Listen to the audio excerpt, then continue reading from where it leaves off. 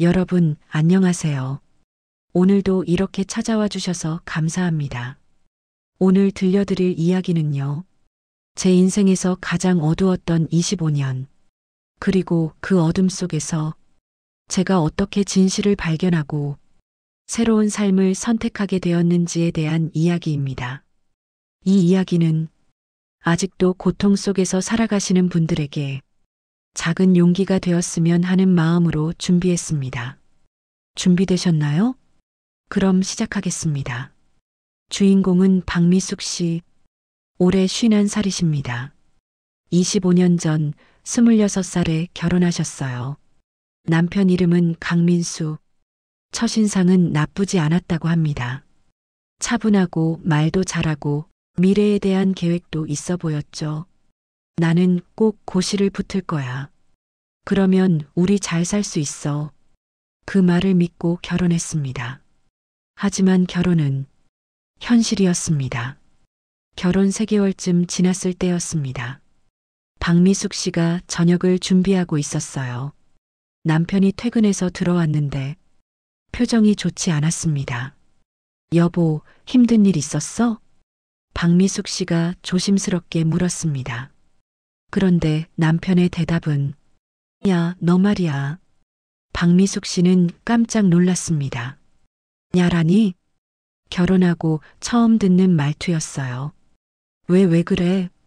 네가 뭘 알아? 멍청한 게. 순간 박미숙 씨는 얼어붙었습니다. 멍청하다고? 남편은 계속 말했습니다. 집안일이나 제대로 해. 밥도 맨날 똑같고. 박미숙 씨는 아무 말도 할 수 없었습니다. 그날 밤 박미숙 씨는 혼자 울었습니다. 오늘 하루 기분이 안 좋았나 보다. 내일은 괜찮아지겠지. 그렇게 생각했죠. 하지만 그건 시작에 불과했습니다. 그 이후로 남편의 말투는 점점 거칠어졌습니다. 내 주제에 어디서 입을 열어? 넌 그냥 시키는 대로나 해. 멍청한 게 말은 많네. 박미숙 씨는 혼란스러웠습니다. 내가 뭘 잘못한 걸까? 내가 부족한 건가? 자꾸 자신을 탓하게 되었습니다. 그러면서 점점 더 남편 눈치를 보게 되었어요. 말 한마디 할 때도 조심하고 또 조심했습니다. 하지만 남편의 말은 멈추지 않았습니다. 결혼 1년이 지났을 무렵 박미숙 씨는 임신을 했습니다. 기쁜 소식이었어요. 남편에게 말했습니다. 여보, 나 임신했어. 남편은 잠깐 놀란 표정을 지었습니다. 그리고는 이렇게 말했죠. 그래, 알았어. 딱 그것뿐이었습니다. 축하도 걱정도 아무것도 없었어요. 박미숙 씨는 실망했지만, 남자들은 원래 표현을 잘 못하지. 그렇게 생각하며 넘어갔습니다. 임신 기간 내내 남편은 박미숙 씨를 챙기지 않았습니다. 오히려 더 심한 말을 했어요. 임신했다고 뭐 대단한 줄 아냐? 다른 여자들도 다 하는 건데 집안일은 왜 안 하고 있어? 박미숙 씨는 배가 불러오는데도 집안일을 다 해야 했습니다. 남편이 화낼까봐 무서웠기 때문이에요. 아이가 태어났습니다. 딸이었어요. 박미숙 씨는 행복했습니다. 이제 우리 가족이 생겼구나. 하지만 남편의 반응은 차갑기만 했습니다. 딸이네. 딱 그 한마디. 실망한 표정이 역력했어요. 박미숙 씨는 가슴이 아팠습니다. 내가 아들을 못 낳아서 미안해. 그런 생각까지 들었습니다. 아이를 키우면서 박미숙 씨는 더 힘들어졌습니다. 밤에 아이가 울면 남편은 화를 냈어요. 시끄러. 애 좀 조용히 시켜. 제대로 못 키우면서 뭐 하는 거야? 박미숙 씨는 아이를 안고 화장실로 가서 조용히 달래야 했습니다. 남편이 화낼까봐. 결혼 5년 차가 되던 해 남편은 고시 공부를 시작했습니다. 나 이번에 진짜 붙을 거야. 5년만 뒷바라지 해줘. 박미숙 씨는 고개를 끄덕였습니다. 그래, 남편이 성공하면 우리 가족도 잘 살 수 있겠지. 그렇게 생각했죠. 박미숙 씨는 파트타임 일을 시작했습니다. 낮에는 일하고, 저녁에는 집안일하고, 아이 돌보고, 하루하루가 전쟁이었습니다. 하지만 박미숙 씨는 참았어요. 5년만 견디면 돼. 그렇게 자신을 다독였습니다. 남편은 집에서 공부했습니다. 박미숙 씨는 남편이 공부할 때 절대 방해하지 않았어요. 아이가 소리내지 않도록 늘 조심했습니다. 밥도 조용히 차려드리고 남편이 원하는 대로 다 맞춰줬습니다. 그렇게 5년이 지났습니다. 남편은 결국 고시에 떨어졌습니다. 박미숙 씨는 위로했습니다. 괜찮아. 다음에 또 볼 수 있잖아. 그런데 남편의 반응은 너 때문에 망했다. 박미숙 씨는 귀를 의심했습니다. 뭐? 내가 집에서 떠들어대서 집중이 안 됐어. 내가 언제? 닥쳐. 변명하지 마. 남편은 소리를 질렀습니다. 그날부터 남편의 언어 폭력은 폭발적으로 늘어났습니다. 너 같은 년 때문에 내가 병 걸리겠다. 내가 집에 있으니까 미치겠어. 너는 그냥 기생충이야. 박미숙 씨는 그 말들을 들으며 점점 작아졌습니다. 나는 정말 쓸모없는 사람인가? 내가 남편을 망친 건가? 자책하고 또 자책했습니다. 하지만 더 큰 문제가 있었습니다. 바로 재산 문제였어요. 박미숙 씨는 부모님께 작은 재산을 물려받았습니다. 지금 살고 있는 집도 박미숙 씨 명의였고요. 생활비도 박미숙 씨가 절반 이상 부담하고 있었습니다. 반대로 남편은 재산이 거의 없었어요. 그런데 남편은 늘 이렇게 말했습니다. 내가 남자니까 내가 우선이다. 넌 그냥 집에서 애나 키워. 밖에 나가면 아무것도 못해. 박미숙 씨는 어이가 없었습니다. 내 돈으로 산 집에서 살면서 내 돈으로 생활하면서 왜 나한테 이런 말을 하는 거지? 하지만 입 밖으로 내지는 못했습니다. 남편이 화낼까봐. 결혼 10년 차쯤 되었을 때 신우이가 자주 집에 오기 시작했습니다. 남편의 여동생 강민정. 처음엔 좋았어요. 새언니 안녕하세요. 상냥하게 인사도 하고 박미숙 씨와 차도 마시고 박미숙 씨는 편했습니다. 신우이가 착하네. 그렇게 생각했죠. 하지만 시간이 지나면서 이상한 일들이 생기기 시작했습니다. 남편이 갑자기 박미숙 씨에게 물었어요. 너 나 무시하지? 응? 무슨 소리야? 민정이가 그러던데. 내가 나를 무시하고 있대. 박미숙 씨는 황당했습니다. 내가 언제? 내 말투부터가 건방져. 존댓말 쓰는 것도 이상하대. 우리 부부인데 존댓말 쓰면 안 돼? 그게 바로 거리를 두는 거래. 박미숙 씨는 할 말을 잃었습니다. 신우이가 뒤에서 이상한 말을 하고 있었던 겁니다. 그 이후로 신우이는 더 자주 왔습니다. 그리고 남편과 둘이서 오래 이야기를 나눴어요. 박미숙 씨는 불안했습니다. 무슨 이야기를 저렇게 오래 하는 거지? 어느 날 남편이 말했습니다. 너는 원래 남을 속이는 스타일이라더라. 뭐? 민정이가 내 얼굴 봤는데 그런 느낌이 온대. 박미숙 씨는 기가 막혔습니다. 신우이가 남편에게 자신을 이상한 사람으로 만들고 있었던 겁니다. 당신 그 말 믿는 거야? 민정이가 거짓말할 이유가 없잖아. 나는 당신 아내잖아. 그래서 더 의심스럽지. 박미숙 씨는 그날 남편과 크게 싸웠습니다. 하지만 소용없었어요. 남편은 이미 신우이 말만 믿고 있었습니다. 시간이 흐를수록 남편의 말은 더 잔혹해졌습니다. 집에서 처박혀서 뭐 했냐? 20시간이나 놀았잖아. 박미숙 씨는 집안일을 했을 뿐인데 남편 눈에는 논 것으로 보였습니다. 박미숙 씨는 취미 생활을 했어요. 종교 모임도 나가고 합창단도 하고 바둑도 배웠습니다. 그게 박미숙 씨의 유일한 위안이었어요. 하지만 남편은 그것마저 비난했습니다. 그런데 처박혀 있으니 생각이 없지. 그딴 데서 뭐 배워오냐? 시간 낭비하지 말고 집이나 챙겨. 박미숙 씨는 점점 자신이 무너지는 걸 느꼈습니다. 나는 정말 아무것도 아닌가? 나는 존재할 가치가 없는 건가? 우울증이 찾아왔습니다. 밤에 잠을 이룰 수 없었어요. 아침에 일어나면 세상이 회색빛으로 보였습니다.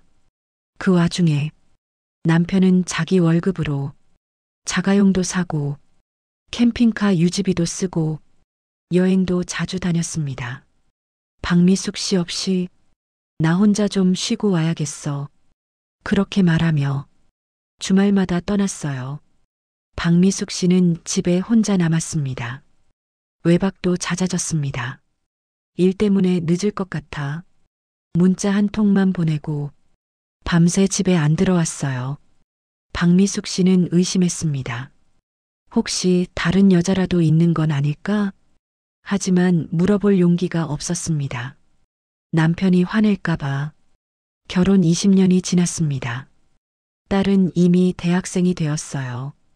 박미숙 씨는 그동안 수없이 참아왔습니다. 남편의 폭언, 시누이의 모함, 외로움, 우울증 모두 혼자 견뎌냈습니다. 이 정도면 나도 잘 버텼지. 그렇게 자신을 위로했습니다. 하지만 진짜 충격은 이제부터였습니다. 어느 날이었습니다. 남편이 건강검진을 받는다며 회사를 쉬었어요. 집에 있는 김에 박미숙 씨가 조심스럽게 말했습니다. 여보, 행거 하나 같이 설치할까? 옷걸이 행거였어요. 무거워서 혼자는 힘들었거든요. 그런데 남편의 반응은 뭐? 눈빛이 변했습니다. 싸가지가 없네, 진짜. 응? 내가 쉬는 날인데 왜 나한테 일을 시키는데? 욕설이 쏟아지기 시작했습니다. 딸 앞에서요. 박미숙 씨를 향해요. 이 집에서 네가 뭘 했다고 나한테 이래라 저래라 해? 네가 뭐 대단한 줄 아냐? 박미숙 씨는 그 자리에 얼어붙었습니다. 딸은 방으로 들어가 버렸고 박미숙 씨는 혼자 남았습니다. 그 순간 박미숙 씨는 깨달았습니다. 아, 이 사람은 나를 사랑하지 않는구나. 존중도 배려도 인간적인 감정도 없구나. 25년을 함께 살았지만 박미숙 씨는 이 사람에게 그저 있어야 하는 존재일 뿐이었습니다. 며칠이 지났습니다. 박미숙 씨는 집안을 정리하고 있었어요. 남편 방을 청소하다가 서랍 안에서 두툼한 봉투 하나를 발견했습니다. 뭐지? 호기심에 열어봤습니다. 그 안에는 여러 서류가 들어 있었어요. 박미숙 씨는 첫 장을 펼쳤습니다. 그리고 눈을 의심했습니다. 부동산 명의 변경 신청서, 박미숙 씨 명의의 집을 남편 명의로 바꾸려는 서류였습니다. 손이 떨렸습니다. 이게 뭐야? 다음 장을 넘겼습니다. 시누이가 보낸 문자 캡처가 있었어요. 읽어 내려가는데 심장이 멎는 것 같았습니다. 오빠, 새언니 재산은 결국 우리 집으로 넘어와야 해. 박미숙 씨는 그 자리에 주저앉았습니다. 더 읽어 내려갔습니다. 시누이의 문자는 계속되었어요. 새언니가 요즘 우울해 보이잖아. 주변 사람들한테 그렇게 말해도 우리 새언니가 정신적으로 불안정하다고. 그러면 나중에 재산 넘길 때 유리할 거야. 박미숙 씨는 손으로 입을 막았습니다. 이럴 수가. 남편의 답장도 있었습니다. 응, 조금만 기다려. 거의 다 넘어올 것 같아. 예나가 정신적으로 불안해 보여서 주변에 그렇게 말해두고 있어. 박미숙 씨는 눈물이 났습니다. 제가 우울했던 것도 힘들어했던 것도 그 사람들에겐 전략의 일부였습니다. 저를 정신병 환자처럼 보이게 만들어서 재산을 통째로 가져갈 계획이었던 거죠. 더 충격적인 내용이 있었습니다. 신우이가 남편에게 보낸 또 다른 문자. 오빠, 새언니가 종교 모임이랑 합창 다니잖아. 그거 좀 이상하게 보이게 만들어봐. 헛된데 시간 낭비한다고 주변에 말하면 사람들이 새언니를 더 이상하게 볼 거야. 남편의 답장. 이미 하고 있어. 요즘 애가 완전 이상해 보여. 박미숙 씨는 온몸이 떨렸습니다. 25년 동안 제가 받은 폭언, 무시, 모함, 모든 것이 이 순간 선명하게 이해되었습니다. 그들은 처음부터 제 재산을 노리고 있었던 겁니다. 박미숙 씨는 서류를 들고 거실로 나왔습니다. 남편이 소파에 앉아 TV를 보고 있었어요. 이게 뭐야? 박미숙 씨가 서류를 남편 앞에 던졌습니다. 남편은 깜짝 놀라 고개를 들었습니다. 이게 뭐냐고. 박미숙 씨는 소리쳤습니다. 25년 만에 처음으로 남편에게 소리를 지른 거였어요.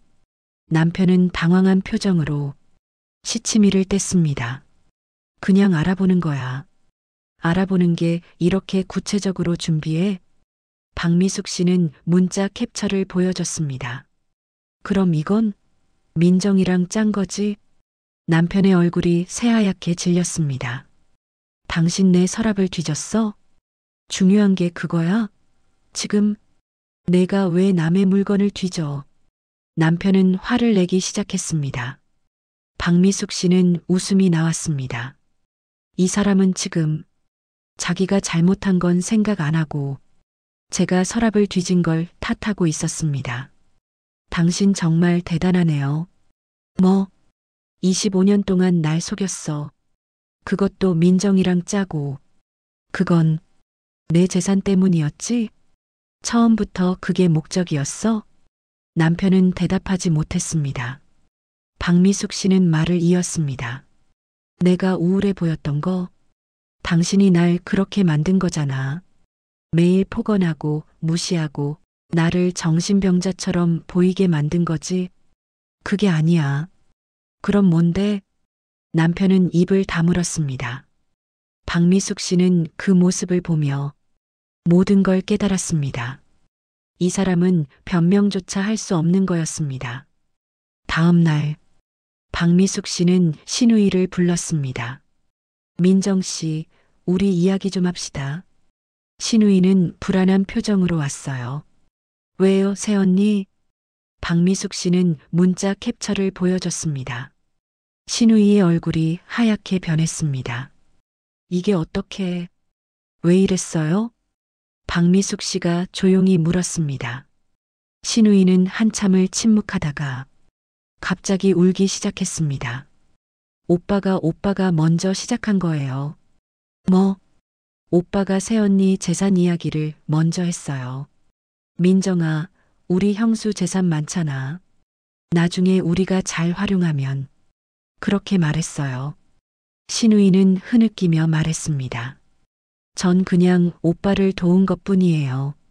그때 남편이 들어왔습니다. 남편은 신우이 말을 듣고 갑자기 소리쳤습니다. 내가 뭔 소리를 하는 거야. 오빠가 먼저 그랬잖아.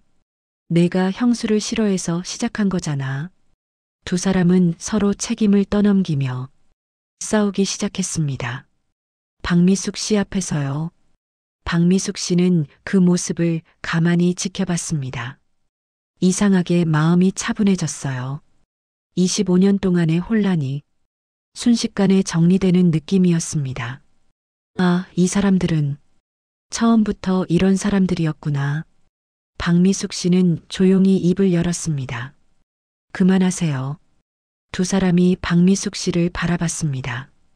둘 다 똑같아요. 누가 먼저 시작했든 둘 다 같은 마음이었어요.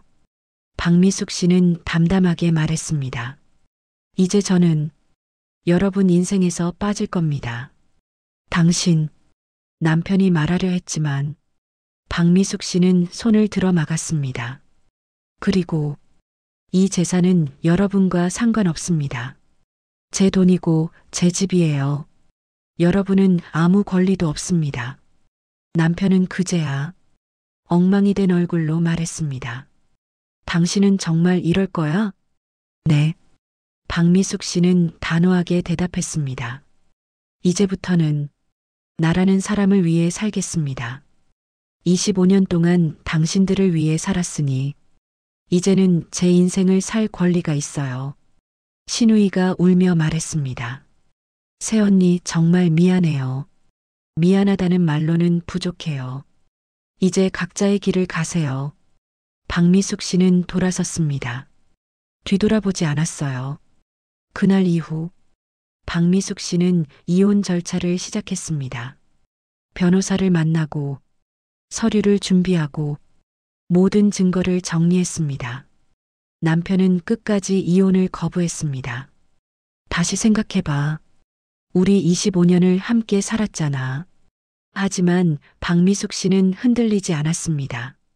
그 25년이 얼마나 힘들었는지 아세요? 저는 매일 죽고 싶었어요. 당신 때문에요. 법정에 섰습니다. 박미숙 씨는 증거들을 제출했어요.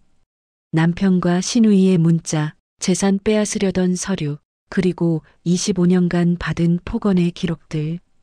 판사는 박미숙 씨의 손을 들어줬습니다. 이혼이 인정되었고 재산도 모두 박미숙 씨가 지킬 수 있었습니다. 6개월이 지났습니다.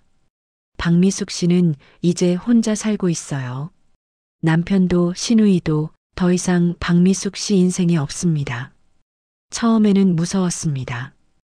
혼자서 살 수 있을까? 하지만 시간이 지나면서 박미숙 씨는 깨달았습니다. 혼자가 훨씬 편하다는 걸.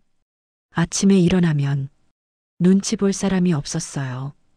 밥을 먹어도 뭐라고 할 사람이 없었습니다. 취미 생활도 마음껏 할 수 있었어요. 합창도 하고 바둑도 두고 친구들도 만났습니다. 박미숙 씨는 점점 밝아졌습니다. 얼굴에 웃음이 돌아왔어요. 어느 날 딸이 박미숙 씨를 찾아왔습니다. 엄마, 잘 지내? 응, 잘 지내. 딸은 엄마 얼굴을 보며 말했습니다. 엄마 훨씬 좋아 보여. 그래. 응. 예전엔 항상 우울해 보였는데 지금은 살아있는 것 같아. 박미숙 씨는 딸을 꼭 안아줬습니다. 미안해. 그동안 엄마가 힘든 모습만 보여줘서. 아니야, 엄마. 엄마가 용기 내줘서 고마워. 덕분에 나도 배웠어. 잘못된 관계는 끝낼 수 있다는 거. 두 사람은 한참을 안고 있었습니다. 여러분, 오늘 이 이야기를 들으시면서 어떤 생각이 드셨나요? 혹시 지금 비슷한 상황에 계신 분이 있나요? 오래된 폭언과 무시 속에서 본인을 탓하며 살아오신 분들, 제가 꼭 드리고 싶은 말씀이 있습니다. 당신의 잘못이 아닙니다. 당신은 누구보다 많이 노력한 사람입니다. 참고 견디고 버텨온 사람입니다. 하지만 이제는 당신을 위해 살아도 됩니다. 25년을 참았던 박미숙 씨도 결국 새로운 삶을 선택했습니다. 나이는 중요하지 않습니다. 50살이든 60살이든 70살이든 언제든 새로운 시작을 할 수 있습니다. 가족이라는 이름으로 당신을 아프게 하는 사람이 있다면 그 관계를 정리할 권리가 있습니다. 혼자 사는 게 무섭다고요? 아닙니다. 잘못된 사람과 함께 사는 게 훨씬 더 무서운 일입니다. 오늘 이 이야기가 누군가에게 작은 용기가 되길 바랍니다. 당신은 소중한 사람입니다. 당신은 사랑받을 자격이 있습니다. 당신은 행복할 권리가 있습니다. 좋아요 버튼 꾹 눌러주시고 구독과 알림 설정도 부탁드립니다. 여러분의 한 번의 클릭이 저에게 큰 힘이 됩니다. 댓글로 여러분의 생각도 들려주세요. 박미숙 씨의 선택, 어떻게 생각하시나요? 여러분이라면 어떻게 하셨을까요? 다음 영상에서 더 감동적인 이야기로 찾아뵙겠습니다. 감사합니다.